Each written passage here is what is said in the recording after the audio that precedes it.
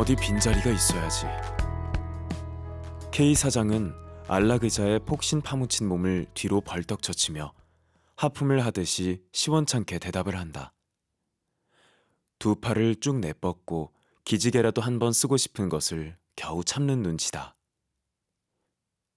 이 K 사장과 둥근 탁자를 사이에 두고 공손히 마주 앉아 얼굴에는 나는 선배인 선생님을 극히 존경하고 앙모합니다 하는 비굴한 미소를 띠고 있는 구변 없는 구변을 다하여 직업 동량의 구걸 문구를 기다랗게 늘어놓던 P. P는 그러나 취직운동의 백전백패의 노졸인지라 K씨의 힘 많이 드는 한마디에 거절해도 새삼스럽게 실망도 아니한다. 대답이 그렇게 나왔으니 이제 더 졸라도 별 수가 없는 것이지만 헛일 삼아 한마디 더 해보는 것이다. 글쎄올시다. 그러시다면 지금 당장 어떻게 해주십사고 무리하게 조를 수야 있겠습니까마는 그러면 이 다음에 결혼이 있다든지 하면 그때는 꼭 이렇게 말하고 P는 지금까지 외면하였던 얼굴을 돌리어 K 사장을 조심성 있게 바라보았다. 그러나 K 사장은 위선 고개를 좌우로 두어 번 흔들고는 여전히 하품 섞인 대답을 한다. 결혼이 그렇게 나나 어디. 그리고 간혹 가다가 결혼이 난다더라도 유력한 후보자가 몇십 명씩 밀려 있어서. P는 아무 말도 아니하고 고개를 숙였다. 인제는 영영 틀어진 것이다. 안녕히 계십시오 하고 일어서는 것밖에는 별 수가 없다.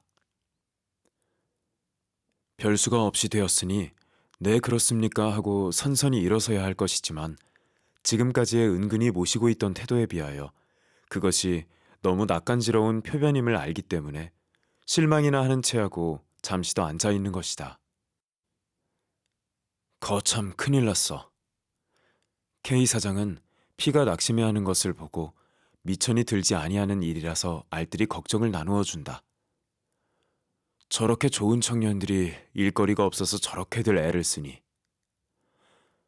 P는 속으로 콧등을 흥하고 끼었으나 아무 대답도 아니하였다.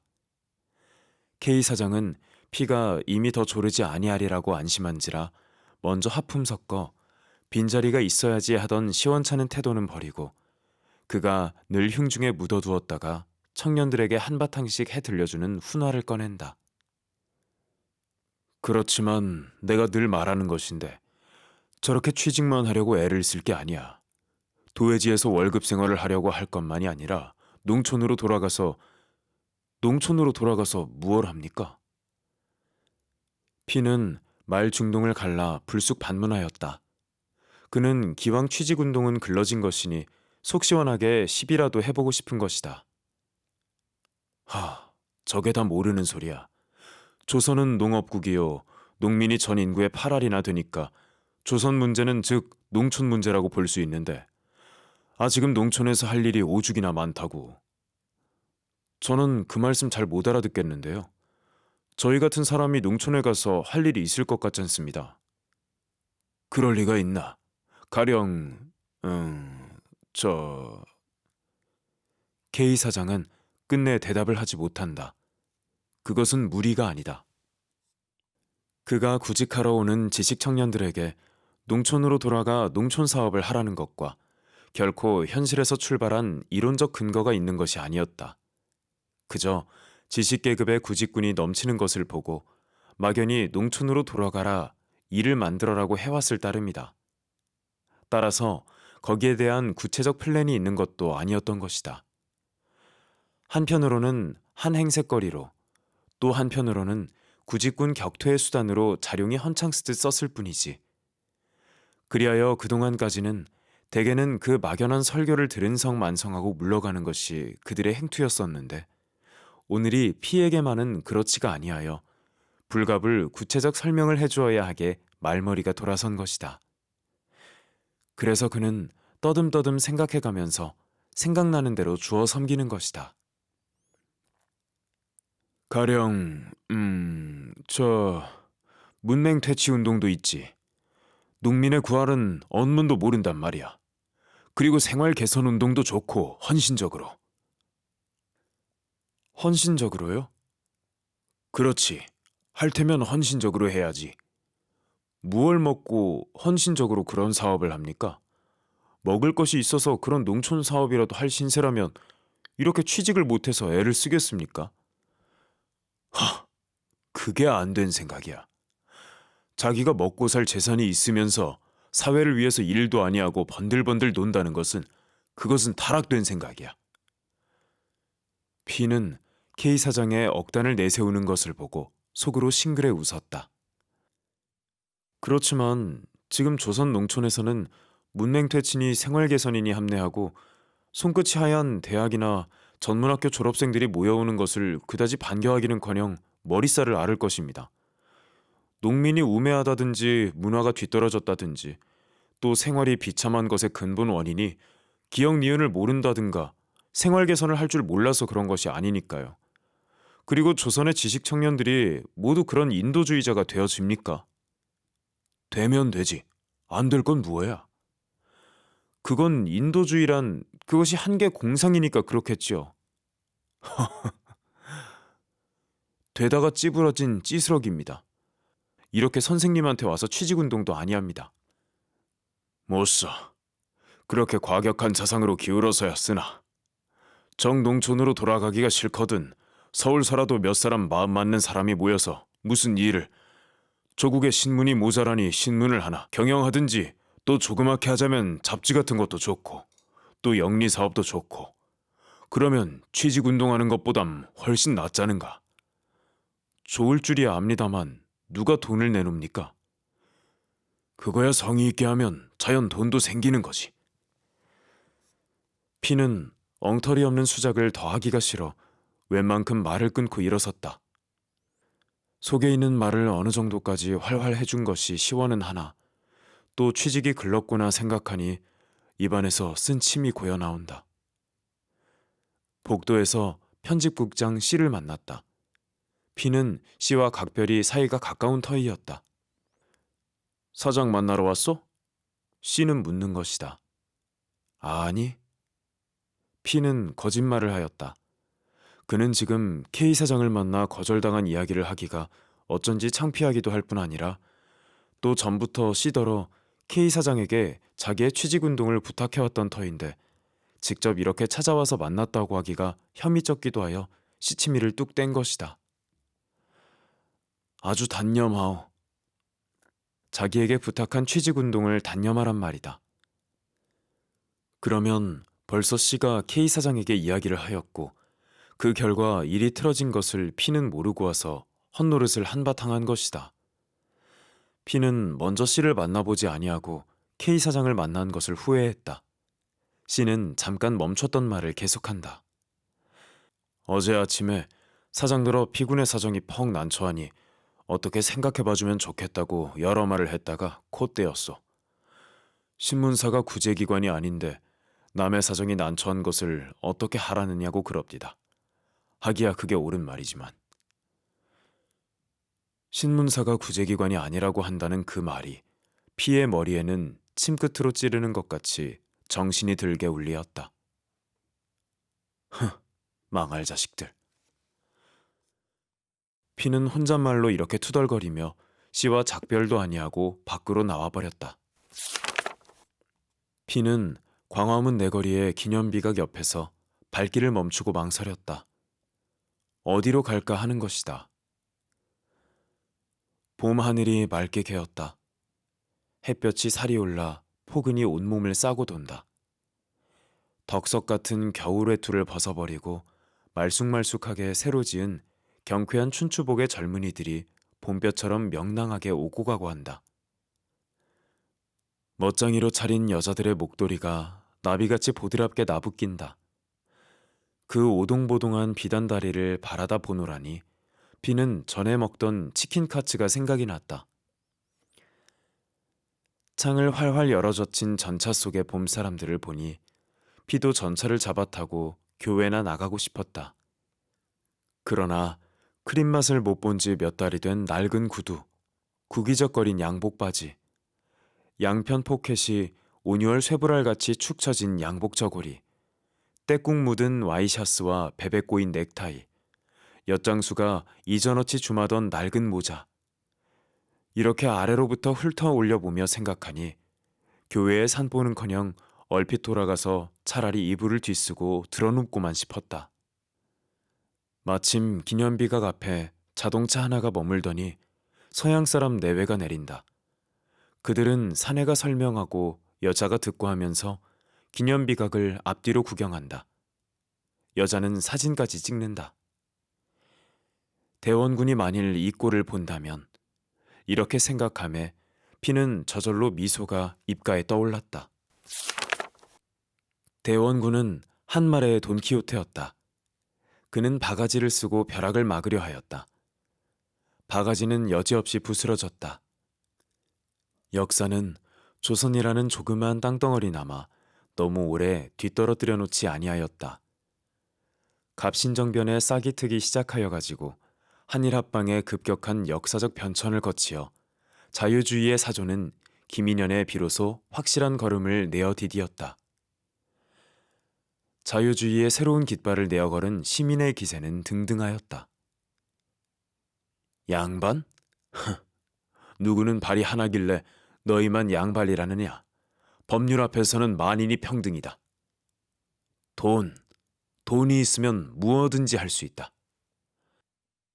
신흥 부르주아지는 민주주의의 간판을 이용하여 노동자 농민의 등을 어루만지고 경제적으로 유력한 봉건 귀족과 악수를 하는 동시에 지식계급을 대량으로 주문하였다.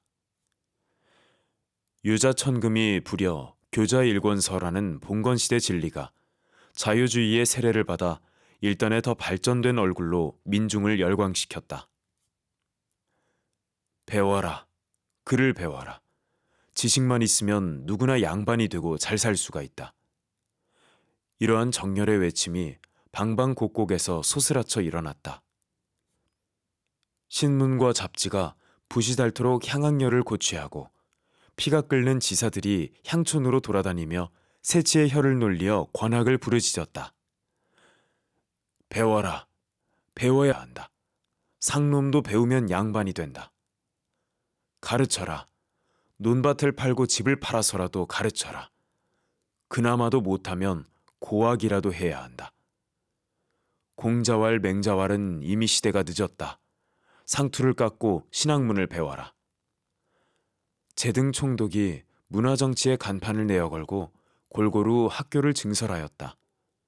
보통 학교의 교장이 간발을 하고 촌으로 돌아다니며 입학을 권유하였다. 생도에게는 월사금을 받기커녕 교과서와 학용품을 대어주었다. 민간의 유지는 돈을 거두어 학교를 세웠다. 밀립대학도 생기려다가 말았다. 청년회에서 야학을 설시하였다. 갈도회가 생겨 갈돔 만주 외우는 소리가 서울의 신풍경을 이루었고 일반은 고학생을 존경하였다.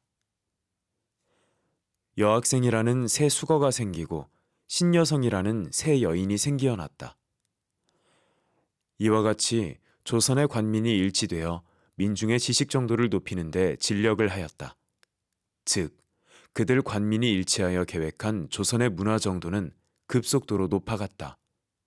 그리하여 민중의 지식 보급에 애쓴 보람은 나타났다.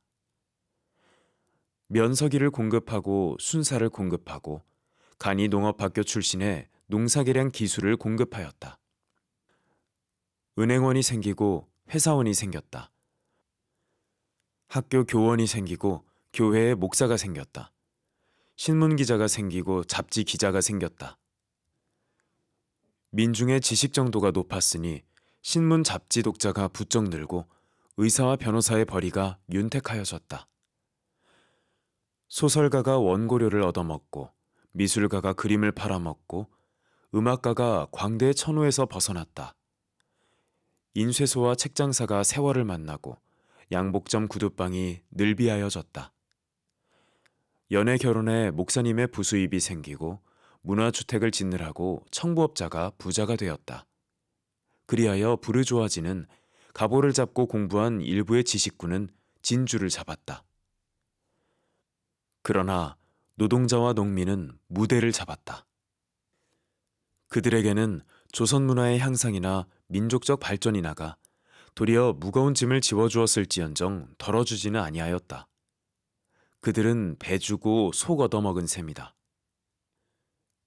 인테리 중에도 아무런 손끝의 기술이 없이 대학이나 전문학교의 졸업증서 한 장을 또는 조그마한 보통 상식을 가진 직업 없는 인테리, 해마다 1000여 명씩 늘어가는 인테리, 뱀을 본 것은 이들 인테리다. 부르주아지의 모든 기관이 포화 상태가 되어 더 수요가 아니느니 그들은 결국 꾀임을 받아 나무에 올라갔다가 흔들리우는 셈이다. 개밥의 도토리다. 인테리가 아니었으면 차라리 노동자가 되었을 것인데 인테리인지라 그 속에는 들어갔다가도 도로 달아나오는 것이 99%다. 그 나머지는 모두 어깨가 축 처진 무직 인테리요. 무기력한 문화 예비군 속에서 푸른 한숨만 쉬는 초상집의 주인 없는 개들이다. 레디메이드 인생이다. 제1. 피는 혼자 두덜거리며 지금까지 섰던 기념비각 옆을 떠났다. 피는 자기 자신이고 세상의 모든 일이고 모두 짜증이 나고 원수스러웠다. 광화문 큰 거리를 총독부 쪽으로 어실어실 걸어가노라니 그의 그림자가 짤막하게 앞에 누워간다. 피는 그 자기의 그림자를 콱 밟고 싶었다. 그러나 발을 내어디디면 그림자도 그만큼 앞으로 더 나가곤 한다.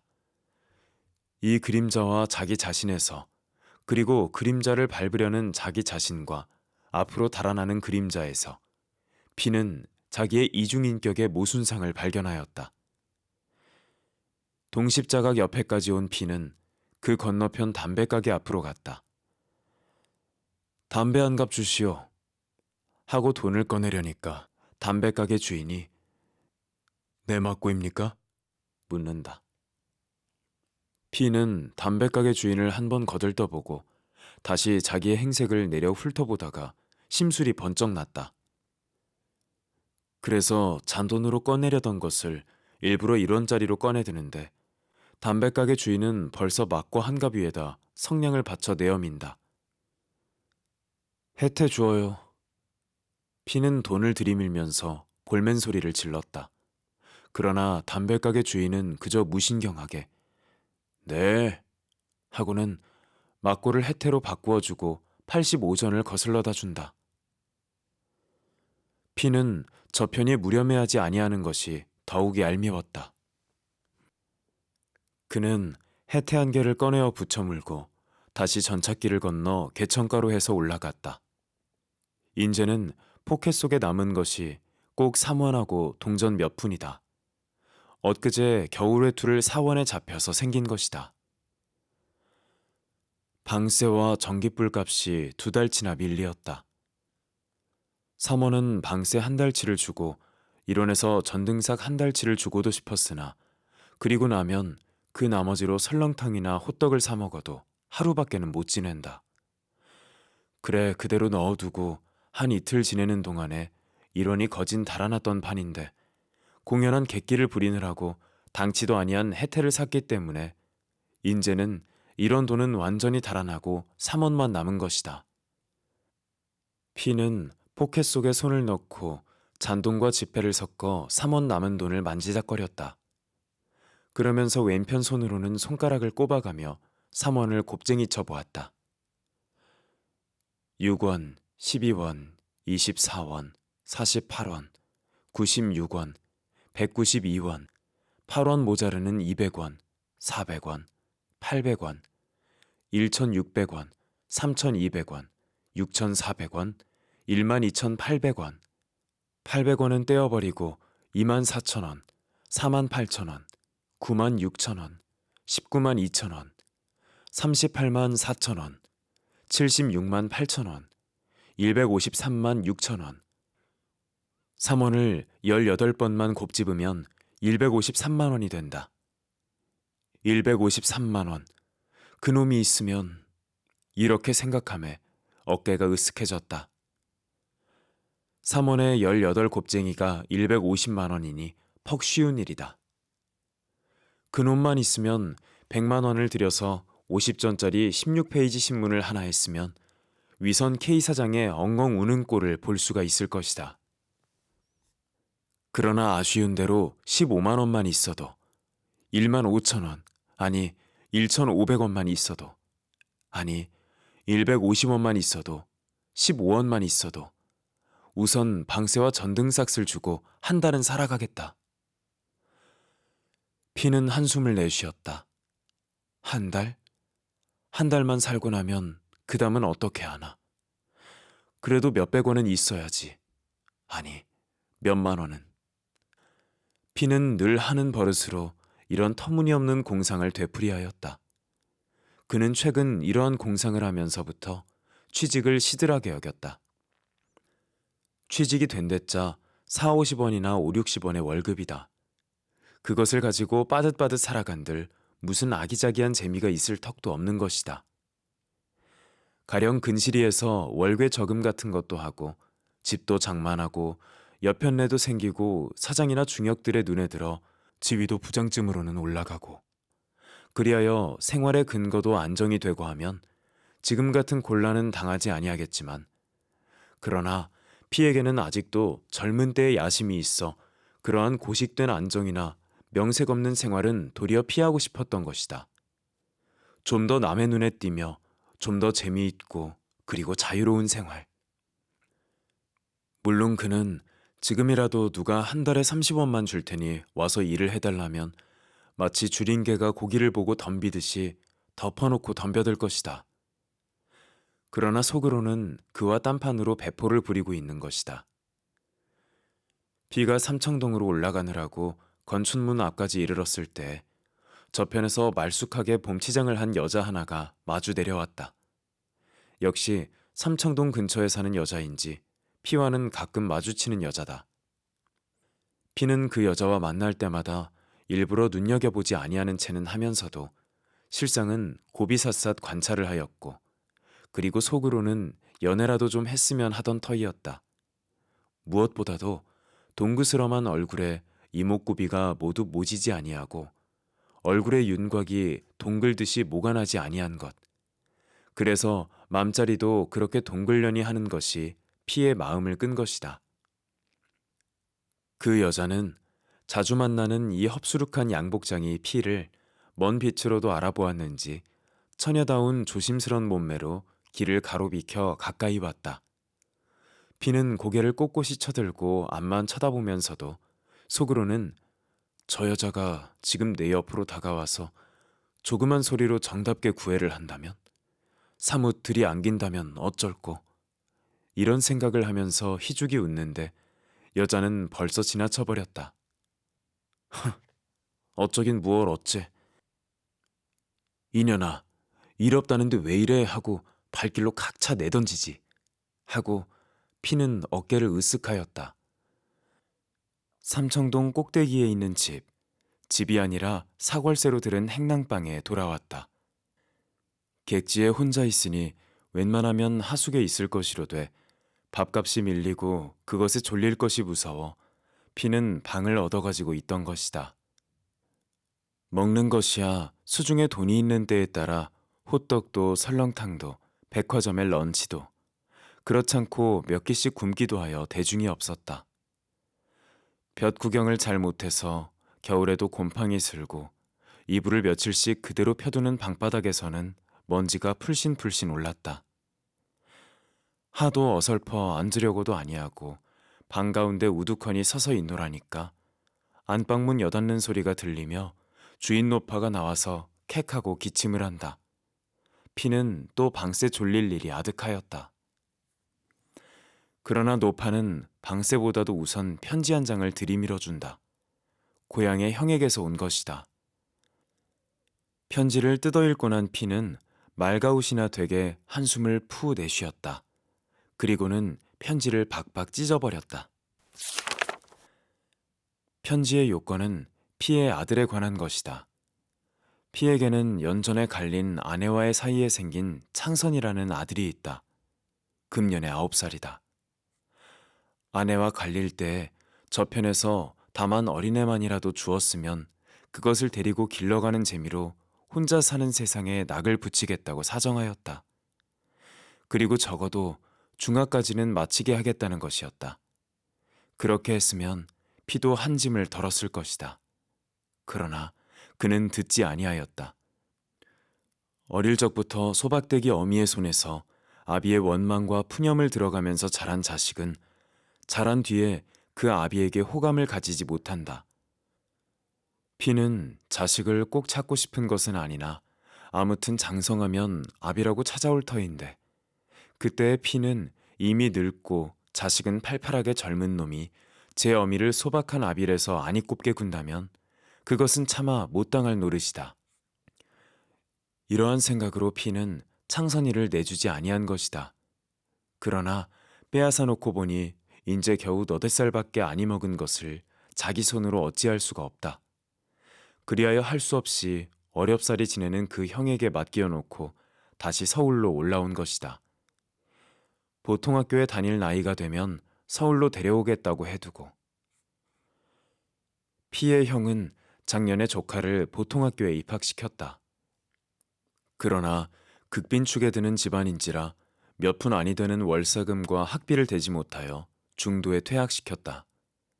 애초에 입학시킬 상의로 피에게 편지를 했을 때 피는 공부 같은 것은 시켰자 소용이 없으니 차라리 뼈가 보드라운 때부터 생리를 시키라고 하였다. 피의 형은 그러나 백부의 도리로나 집안의 체면으로나 창선이를 생리를 시킬 수가 없었다. 차라리 자기 손에 두어 헐벗기고 헐 입히면서 공부도 시키지 못하느니 제 아비인 피더러 데려가라고 작년부터 편지를 하던 터이다. 금년도 입학 시기가 당함에 피의 형은 피에게 누차 편지를 하였다. 금년에 입학을 시키지 못하면 명년에는 학령이 초과되어 들여주지 아니할 것이니 어서 데려다가 공부를 시키라는 것이다.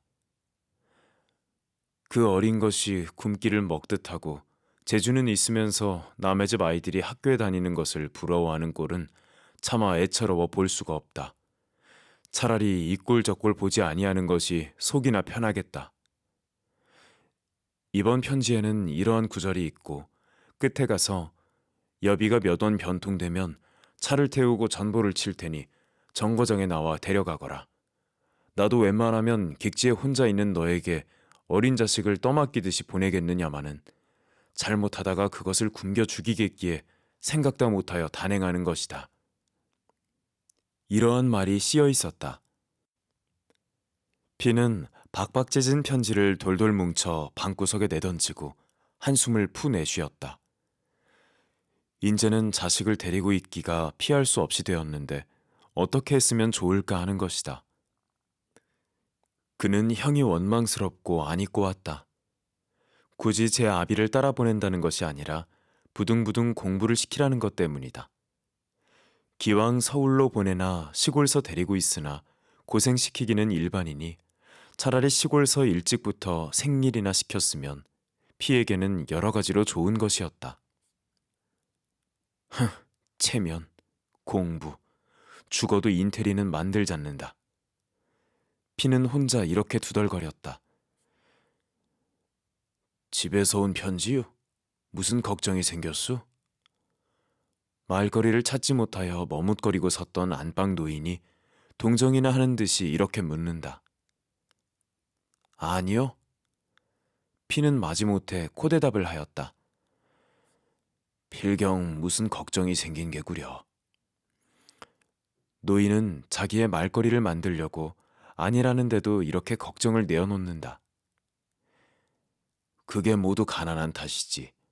저렇게 젊고 똑똑한 이가 저게 모두 가난한 탓이야. 어디 구실 자리 말한다더니 아직 아니 됐수? 네, 아직. 거 큰일 났구려. 어서 돼야 할 텐데. 나도 꼭 죽겠수. 이 늙은 것이 돈 좀 마련되잖았수. 네, 아직 좀. 저걸 어쩌나. 오늘은 물값이야 전기불값이야 사뭇 받으러 달려들 텐데. 며칠만 더 미루십시오. 설마니 만화님이 아니드리겠습니까? 아무렴 실수야 없을 줄 알지만 내가 하도 옹색하니깐 그러는 거지. 피는 노인이 짓거리게 두어두고 혼자 생각하였다. 전에 아는 집에서 새빵을 얻어들었을 때에는 2달이고 3달이고 새가 밀려야 조르는 법이 없었다. 밀려도 조르지 아니하는 아는 집. 이것이 피는 도리어 미안해서 이곳으로 옮겨온 것이다. 옮겨와 가지고 막상 졸림질을 당하니 미안해도 졸리지는 아니하던 옛집이 그리워지는 것이다. 노인이 문을 가로막고 서서 수다스런 소리로 더 짓거리려고 하는데 마침 피의 동무 M과 H가 찾아왔다. 어디 나가나? M이 그렇잖아도 벌심한 코를 한 번 더 벌심하고 사이 벌어진 앞니를 내어 보이며 상긋 웃는다. 몸집은 M과 같이 퉁퉁하지만 키가 작아 M의 뒤에 섰던 H가 옆으로 나서며 안녕하시오 하고 인사를 한다. P는 싱긋이 웃었다. 이 M과 H는 같은 하숙에 있는데 두 사람은 곧잘 같이 돌아다닌다. 같이 가는 것을 나란히 세워놓고 보면 하나는 키가 커서 우뚝하고 하나는 키가 작아서 납작 붙어가는 것 같다. 얼굴도 M은 우들부들한 게 정객 타입으로 생기었고 잘못하면 벅싱 링에 내세워도 좋겠고 H는 안전한 게 사무원 타입이다. 일상의 언행을 보아도 H는 무슨 이야기가 자기 전문인 법률에 관한 것에 다다르면 육법전서의 조목을 따르르 외이면서 이렇고 저렇고 하다고 설명을 하고 M은 동경서 제휴를 했던 만큼 그리고 전문이 정경과인 만큼 좌익 진영에서 쓰는 어투가 그대로 나온다. 여전히 모두 동색이 창연하군. P는 두 사람의 특특한 겨울 양복을 보고 그리고 자기의 행색을 내려보며 웃었다. M이 신을 벗고 들어와 먼지 앉은 책상 위에 걸터 앉으며 출래 불사춘 일세 하고 한마디 웬다. H도 따라 들어와 한편에 앉으며 한마디 한다. 아직 괜찮아. 거리에서 보니까 동복 입은 사람이 많대. 괜찮기는 무어 괜찮아. 우리가 길로 돌아다니니까 사방에서 아이구야 소리가 들리대. 왜? 봄이 발밑에서 짓밟히느라고. 세 사람은 소리를 내어 웃었다. 참, 시험 본 것 어떻게 되었소? P는 H가 일전에 총독부에서 본 고원 채용 시험을 생각하고 물어보았다. 말도 마시오. 인제는 꼭 들어앉아 공부나 해가지고 변호사 시험이나 치겠소. 사람이 별로 변통성도 없고 그렇다고 여기저기 발련도 없어 취직이 여의하게 되지 못하는 것을 볼 때 P는 가엾은 생각이 늘 들곤 하였다. 가만히 있게. 어서 변호사 시험만 파스하게. 그러면 인제 내가 100만 원짜리 주식회사를 조직해가지고 자네를 법률 고문으로 모셔옴세. 이것이 M이 늘 농삼아 하는 농담이다. M도 1년 동안이나 취직운동을 하면서 지냈건만 그는 되려 배포가 유하다. 조금 더 재빠르게 했으면 M은 벌써 취직이 되었을는지도 모르나 그는 타고난 배포와 그리고 남에게 아유구용을 하기 싫어하는 성질로 말하자면 취직 전선의 낙오자다. 별로 만나야 할 일도 없다. 그러나 제가끔 혼자 있으면 우울해지니까 이렇게 서로 찾으며 자주 만나게 된다. 만나 앉아서 이야기라도 짓거리면 그동안만은 명랑하여진다. 지금 서울 안에 P니 M이니 H와 같이 매일 만나 하는 일 없이 돌아다니고 주머니 구석에 돈푼 있으면 서로 털어 선술잔이나 먹고 하는 룸펜의 패가 수없이 많다.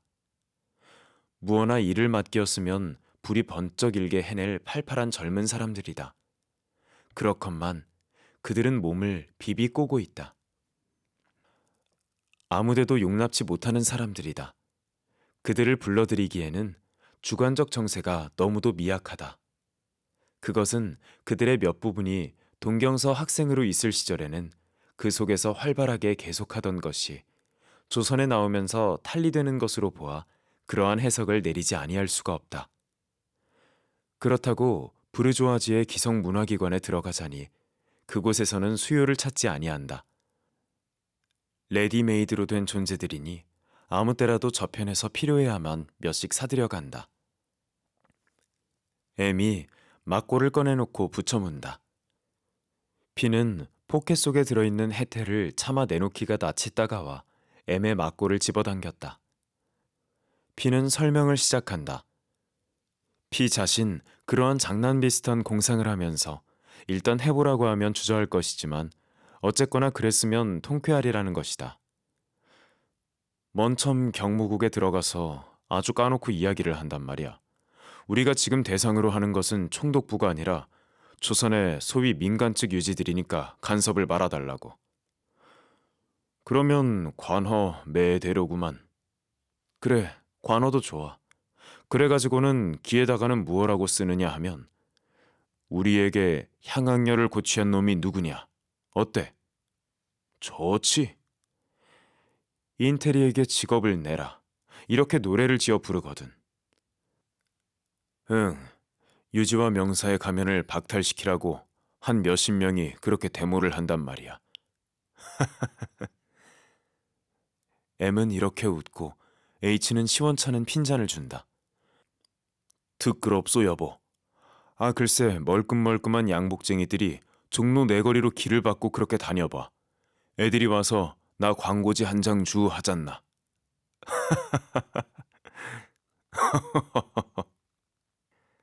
창밖에서 냉이 장수가 싸구려 소리를 외치고 지나간다. M이 그에 응하여 이크, 봄을 덤핑하는구나. 경제학자라 다르군. 참, 우리 하숙에서는 채소를 좀 먹여주어야지. 밥값을 잘 내보지. 그도 그렇지만 나는 석 달치 밀렸네. 나도 그렇게 될걸? 그러니까 나처럼 이렇게 아파트 생활을 해요. 이것은 P의 말이다. 아파트라고 말해놓고 서글퍼서 허허 웃었다. 조선식 아파트. 그렇지만 우리가 아파트 생활을 했다면 아마 두어 달 전에 굶어 죽었을걸? 나는 돈을 보면 초면 인사를 해야 되겠네. 본지가 하도 오래서 낯을 잊었어. 여보게. 하고 M이 의젓하게 H를 달군다. 돈 구경한 지 오래됐다지? 응. 존수가 있네. 무엇? 자네 책 좀 3, 4 구락부에 보내세. 실의. 자네 돈 구경하고 나서 그놈으로 한 잔 먹고. 한 잔 말이나 쓰니 말이지. 요즘 같으면 술이나 실컷 먹고 주정이라도 했으면 속이 시원하겠네. 그러니까 말이야. 가세. 가서 5권 제펴. 일 없다. 내가 찾아주지. 정말이야. 싫어. 그날 밤 P와 M은 H를 졸라 그의 법률책을 잡혀 돈 6원을 만들어 가지고 나섰다. 선술집에 가서 엔간히 취하도록 먹은 뒤에 C라는 카페에 가서 술 2병을 놓고 자정이 되도록 노닥거렸다. 그곳에서 나올 때는 6원 돈이 2원 남았다. 2원의 처지를 생각하다 세 사람은 일제히 동관으로 가기로 하였다. 세 사람이 모두 다리가 비틀거렸다. 그 중에도 P는 더욱 취하였다. 일일이 가락으로 들어박힌 갈보집, 다 쓰러져가는 초가집을 세 사람이 아는 집 들어서듯 쑥쑥 들어서니 들어오십시오. 어서 오십시오라고 머리 딴 계집애와 배가 북통 같은 애벤 계집이 마루로 나선다. P가 무심결에 붙여무니까 머리 딴 계집애가 P의 목을 얼싸안고 볼에다 입을 쪽 맞추더니 나도 하나 하고 손을 벌린다. P는 기가 막혀 담배곽을 내미는데 H와 M은 박수를 하며 브라보 하고 굉장하게 큰 소리로 외친다. 건넌 방에 들어가 앉으니 마루에서 따그락따그락 소리가 난다. 배부른 계집은 푸대접을 받고 머리 딴 계집애가 H와 M의 손으로 올마다니면서 주물린다. 깨객 소리를 지르며 엄살을 한다. 말을 붙이고 대답을 주고받고 하는 것이 H와 M은 전에 한번 와본 집인 듯하다. 술상이 들어왔다. 차는 사발만한데 술 주전자는 눈알만하다. 술을 부어놓으니 M이 척 받아놓고는 노래를 투정한다. 계집애는 그보다 더 약아서 제가 그 술을 쭉 들이마시고는 빈잔만 M의 입에 대어준다.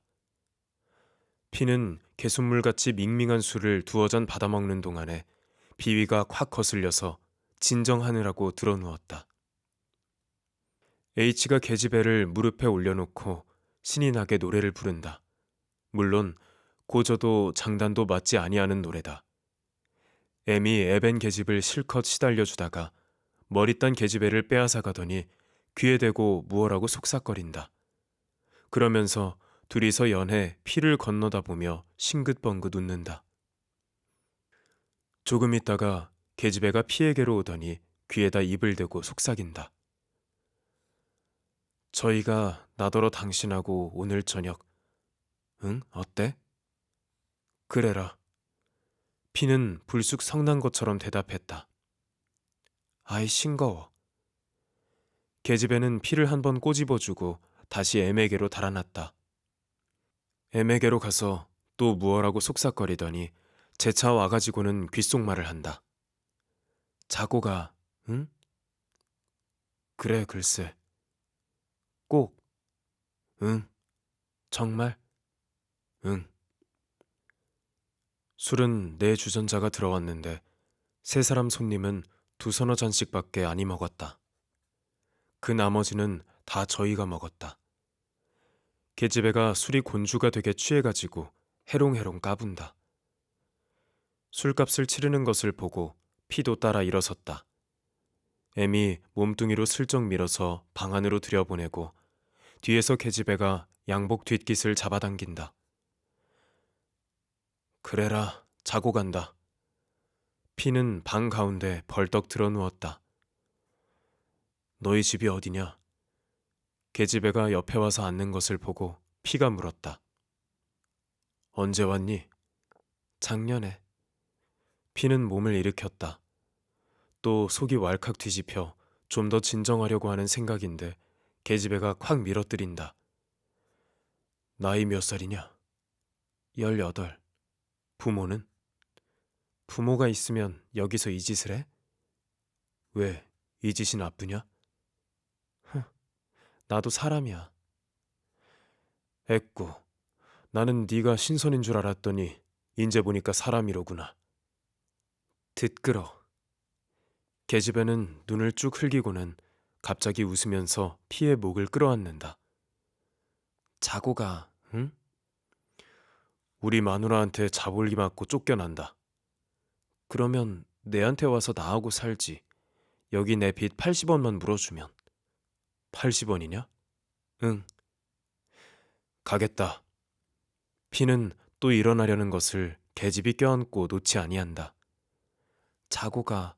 내가 반했어. 아서라. 정말. 놓아. 아니야, 안 놓아. 자고 가요, 응? 자고. 나 돈 좀 줘. 돈? 내가 돈이 있어 보이니? 돈 소리가 절렁절렁 나는데? 미상불 피의 포켓 속에는 아까부터 잔돈 소리가 가끔 잘랑거렸다. 자고 나 돈 조금 주고 가, 응? 얼마나? 암만도 좋아. 50 정도, 아니 20 정도. 계집애의 말이 떨어지기도 전에 피는 불에 데인 것 같이 벌떡 일어섰다. 일어서면서 그는 포켓 속에 손을 넣고 있는 대로 돈을 움켜쥐어 방바닥에 획 내던졌다. 1원짜리 지전 2장과 100통전이 방바닥에 요란스럽게 흐트러진다. 아따 돈. 내던지고는 피는 뛰어나왔다. 그의 눈에는 눈물이 고였다. 피는 정조적으로 순진한 사나이가 아니다. 14살 때에 속껍질 같은 장가를 갖고 그 뒤 동경 가서 있을 동안에 거기 여자와 살림도 하였다. 조선에 돌아와 직업을 가지고 있는 사이에 기생과 사귀어 한동안 죽을 둥 살 둥 모르게 지내기도 하였다. 그 밖에도 정두어 지낸 여자가 두어 더 있다. 그러나 30이 되도록 지금까지 유곽을 가거나 은근자 집을 가거나 동관의 색주가 집에 가서 잠자리를 한 일은 없다. 그것은 피의 궤벽이다. 어떠한 여자를 물론하고 그가 정이 들지 아니한 여자이면 절대로 관계를 아니한다는 것이다. 그 대신 한 번 피의 눈에 들고 따라서 정이 들면 아무것도 돌아보지 아니하고 심각한 열정에 맡기어 완전히 그 여자를 움켜쥐어 버리며 또한 그 여자에게 전부를 내주어 버린다. 그리하여 그는 늘 all or nothing을 말한다. 이것이 처세상 퍽 이롭지 못한 것을 피도 잘 안다. 또 공연한 승벽이요 고집인 줄 알건만 그는 그것을 고치지 못한다. 이날 밤에도 그는 그 계집애를 조금도 어떻게 하겠다는 생각은 나지 아니하였다. 술 취한 끝에 속이 괴로우니까 진정을 하자는 판인데 50전 아니 20전도 좋아하는 소리에 버쩍 흥분이 된 것이다. 너무도 인간이 단작스럽고 악착스러운 것 같았다. 피가 노상 보고 듣는 세상이 돈을 중간에 놓고 악착스럽게 으르렁으르렁 하는 것임을 모르는 바는 아니나 정조 대가로 일금 20전을 요구하는 것은 처음 보았다. 피는 그러한 여자가 정조를 파는데 무신경한 것도 잘 알고 있으며 따라서 그것이 비도덕이니 어쩌니 하는 것도 아니다. 그의 관점과 해석은 그런 것보다 더 나아간 입장에 있었다. 그러나 20전만 주어도 소리에는 이것저것 생각하고 헤아릴 나위도 없었다. 더럽고 얄미우면서 눈물이 고였다. 3원쯤 되는 전 재산을 털어 내던지고 정신없이 뛰어나온 것이다.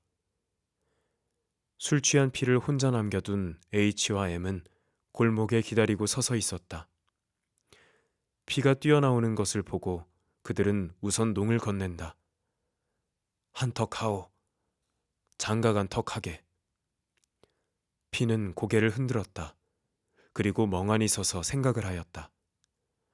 다분의 가면 밑에서 꿈틀거리는 인도주의에 몹시 증오를 느끼는 피는 이날 밤 자기의 행동을 어떻게 해석할지 몰라 괴로워하였다. 내일을 굶어야 할 그 돈이지만 돈이 아까운 것이 아니다. 정조값으로 20전을 주어도 좋다는데 왜 정조는 퇴하고 돈만 있는 대로 다 털어주었는가? 왜 눈에 눈물은 고였는가? 피는 머리가 띵하고 속이 뉘엿거려 정신을 차릴 수가 없었다. 그는 두 친구에게 인사도 변변히 하지 아니하고 코를 베인 듯이 삼청동으로 올라왔다. 어서 밥비 좀 들어눕고만 싶었던 것이다.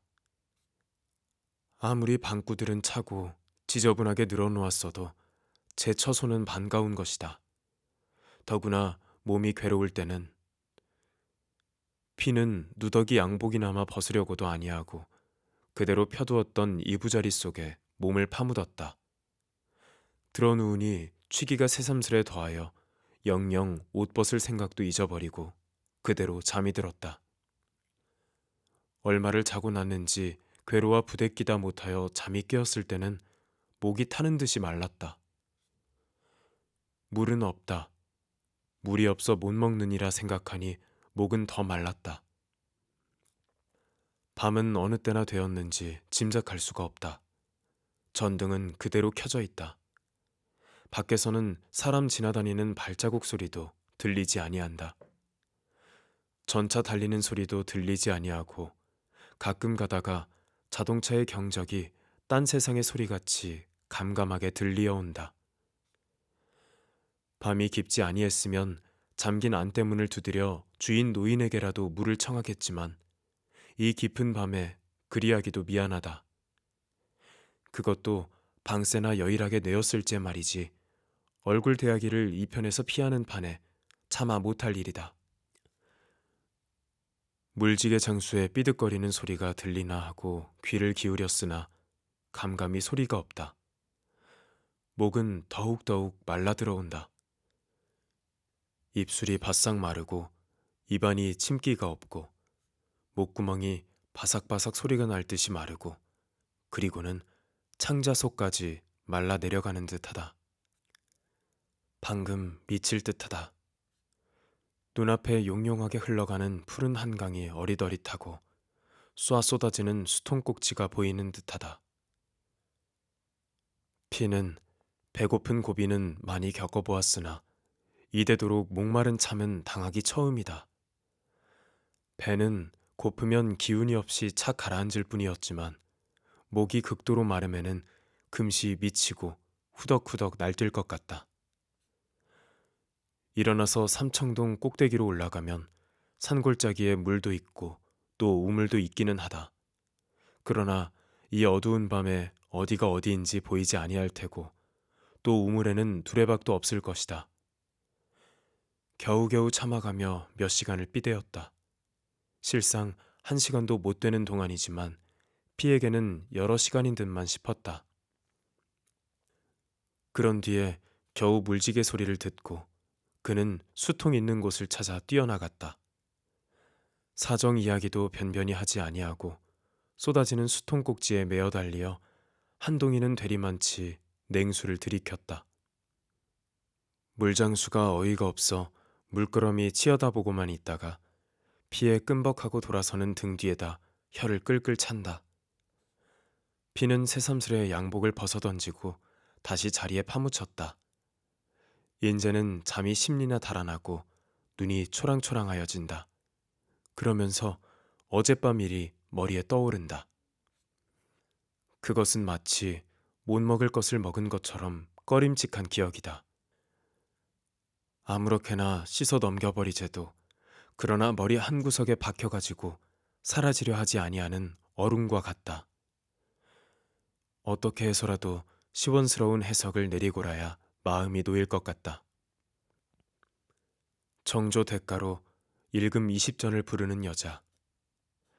방금 세상에는 한 번 정조를 빼앗긴 것으로 목숨을 버려 자살하는 여자도 있다. 그러는 한편 20전도 줬소 하는 여자가 있다. 여자의 정조가 그것을 잃었다고 자살을 하도록 그다지도 고귀한 것이라면 20전에라도 팔겠소 하는 여자가 눈을 멀끔멀끔 뜨고 살아있는 사실은 무엇으로 설명할 것인가? 또 정조를 20전에도 팔겠소 하는 여자가 있도록 그것이 아무렇지도 아니한 것이라면 그것을 한 번 빼앗긴 때문에 생명을 내버리는 여자가 있는 것은 무엇으로 설명할 것인가? 이 두 여자가 모두 건전한 양심의 소유자라고 볼 수는 없다. 그러나 그 가운데 나무라기로 들면 차라리 정조를 빼앗긴 것으로 자살한 여자를 나무랄 것이지 20전에 팔겠소 하는 여자는 나무랄 수가 없다. 16살부터 시작하여 이래 3년이나 색주가 집으로 굴러다니는 여자다. 언제 누구에게 귀떨어진 도덕관념이나 정당한 인생관을 얻어들은 적이 없을 것이다. 술잔을 들고 앉아 한 잔이라도 오는 손님에게 더 먹이어 한 푼어치라도 주인의 수입을 도와주면 칭찬이 오니 그만이다. 고년 어여쁘다. 나하고 하고 손님이 말하면 그에 조차 비록 조발일지언정 생리적 만족을 얻는 한편 그야말로 단돈 20전이라도 벌면 그만이다. 옆에서 그것을 시키기는 할지언정 그것이 나쁘다고 가르쳐주는 사람이 있을 턱이 없는 것이다. 사실 일반 매춘부가 정조적으로 양심을 가진 듯이 보인다는 것은 그 대부분이 되려 한 가식에 지나지 못하는 것이다. 그것은 그들에게 있어서 일종의 정당성을 가진 노동인 것이다. 그러니까 그것을 보고 불쌍하다고 여기고 동정을 하는 것은 의문의 폐은이다. 지금 세상은 정당한 성도덕이 서 있는 데도 아니다. 그것은 한 세대에 여러 가지의 시대사조가 얽혀져 있는 때문이다. 그러니까 여자의 정조에 대하여도 일률적으로 선악과 시비를 가릴 수는 없는 것이다. 하룻밤 몸값으로 20전도 줬소 하는 여자. 그에게는 다른 사람이 갖는 성도덕도 없고 따라서 자신을 타락이라서 슬퍼하지도 아니한다. 그 여자 자신을 나무랄 필요도 없는 것이요 동정할 여지도 없는 것이다. 그 여자 자신은 결코 불쌍한 사람이 아니다. 예수의 사랑도 아무리 그 사랑이 크고 넓다 했을지언정 그것은 불쌍한 사람, 죄 지은 사람에게 미칠 수 있는 것이다. 불쌍하지 아니한, 죄 짓지 아니한 동관의 색주가 계집애에게는 누구의 동정이나 사랑도 일 없는 것이다. 뭣? 관념적이라고? 그렇다. 관념적이라도 할 수 없다. 그러나 그것은 그 여자의 주관을 객관화한 것이다. 또 그 병적 현실에 메스를 대는 것은 집단의 역사적 문제이지만 룸펜 인테리의 결벽과 흥분증으로는 문제가 되지 아니한다. 다만 취객이 삼원각수를 던져주었으므로 해서 그 여자는 감격 없는 기쁨을 맛보았을 뿐일 것이다. 이게 웬 떡이냐. 어제 저녁에 꿈이 괜찮더니 이런 땡을 잡을 양으로 그랬구나. 웬 얼간 망둥이냐. 그 계집애는 응당 그렇게밖에는 더 생각되지 아니하였을 것이다. 그것이 결코 무리가 없는 당연한 일이다. 피는 여기까지 생각하고 입맛 쓴 고소를 띄었다. 되지 못하게. 장님이 눈병 앓는 사람더러 불쌍하다고 한 셈인가. 피는 돌아 누우면서 혀를 끌끌 찼다. 1934년의 이 세상에도 기적이 있다. 그것은 피가 굶어 죽지 아니한 것이다. 그는 최근 일주일 동안 돈이 생긴 데가 없다. 잡힐 것도 없었고 어디서 벌이한 적도 없다. 그렇다고 남의 집 문 앞에 가서 밥 한 술 주시오 하고 구걸한 일도 없고 남의 것을 훔치지도 아니하였다. 그러나 그동안 굶어 죽지 아니하였다. 야위기는 하였지만 그래도 멀쩡하게 살아있다. 피와 같은 인생이 이 세상에 하나도 없이 싹 지워진다면 근로하는 사람이 조금은 편해질는지도 모른다. 피가 소부르주아지 축에 끼이는 인테리가 아니요 노동자였더라면 그동안 거지가 되었거나 비상수단을 썼을 것이다. 그러나 그에게는 그러한 용기도 없다. 그러면서도 죽지 아니하고 살아있다. 그렇지만 죽기보다도 더 귀찮은 일은 그를 잠시도 해방시켜주지 아니한다. 그의 아들 창선이를 올려보낸다고 어제 편지가 왔고 오늘은 내일 아침에 경성역에 당도한다는 전보까지 왔다. 오정 때 전보를 받은 피는 갑자기 정신이 난 듯이 쩔쩔매고 돌아다니며 돈 마련을 하였다. 최소한도 20원은 하고 돌아다닌 것이 석양 때 겨우 15원이 변통되었다. 종로에서 풍론이 남비니 양재기니 숟갈이니 무언이 해서 살림 나부랑이를 간단하게 장만하여 가지고 올라오는 길에 전에 잡지사에 있을 때 알은 인쇄소의 문선 과장을 찾아갔다. 월급도 일 없고 다만 일만 가르쳐주면 그만이니 어린아이 하나를 써달라고 졸라댔다. A라는 그 문선 과장은 요리조리 칭탈을 하던 끝에 그는 피가 누구 친한 사람의 집 어린애를 천거하는 줄 알았던 것이다.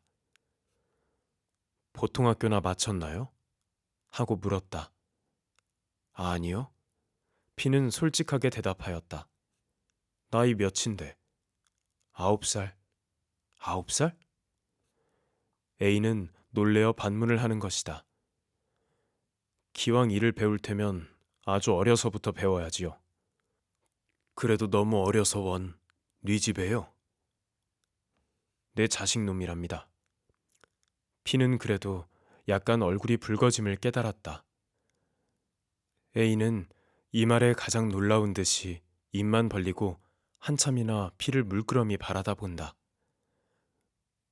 왜, 내 자식이라고 공장에 못 보내란 법 있답디까? 아니 정말 그래요? 정말 아니고? 괜히 실없는 소리. 자제라고 해야 들어줄 테니까 그러시지? 아니, 그건 그렇잖아요. 내 자식 놈이야요. 그럼 왜 공부를 시키지 않고? 인쇄소일 배우는 것도 공부지. 그건 그렇지만 학교에 보내야지.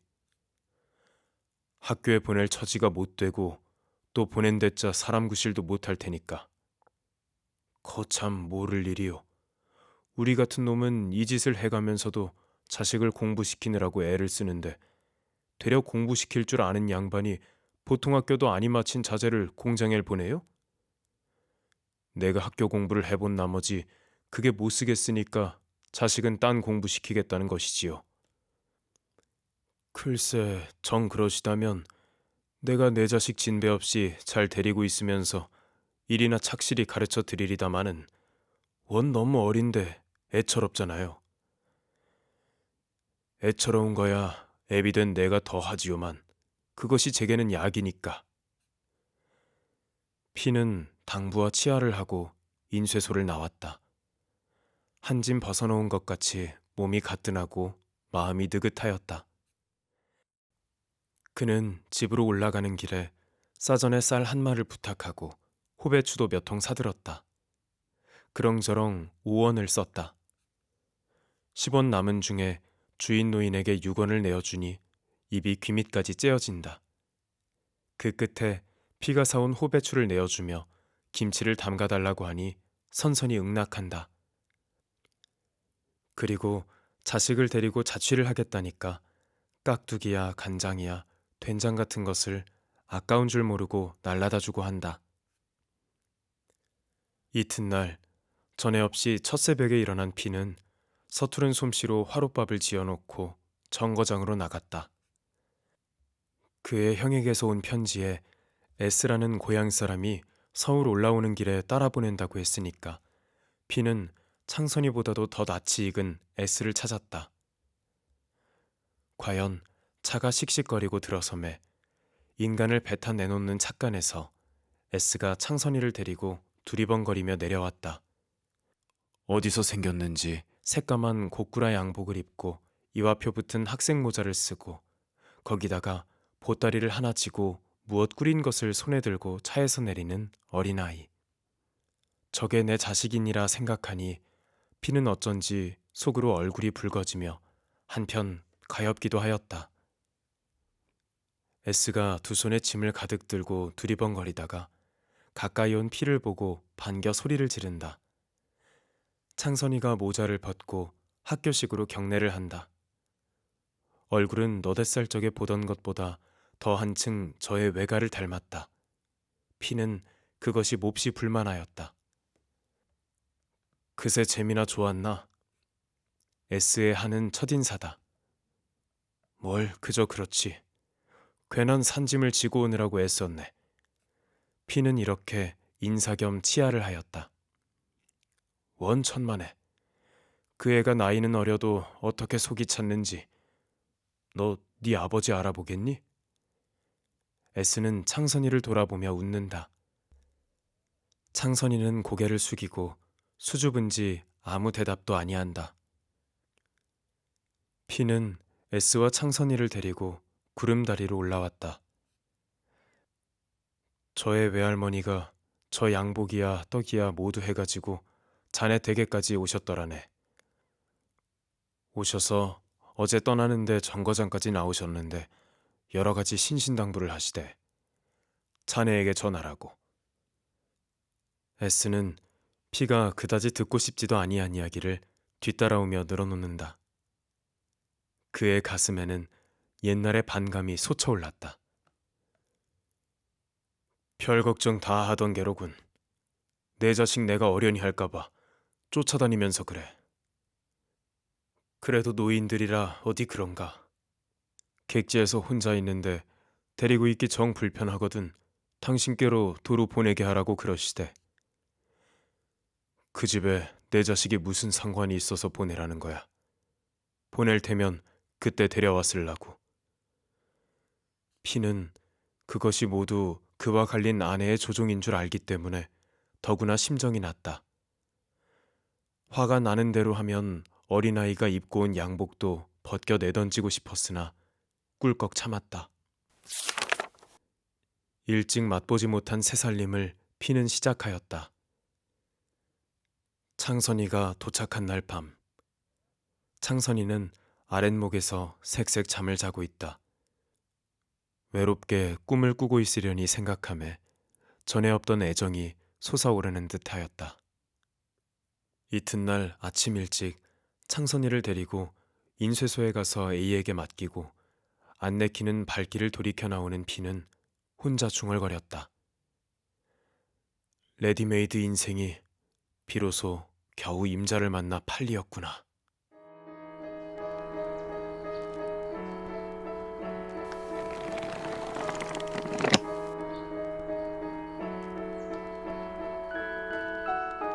성우 이상준이 낭독한 채만식의 레디메이드 인생.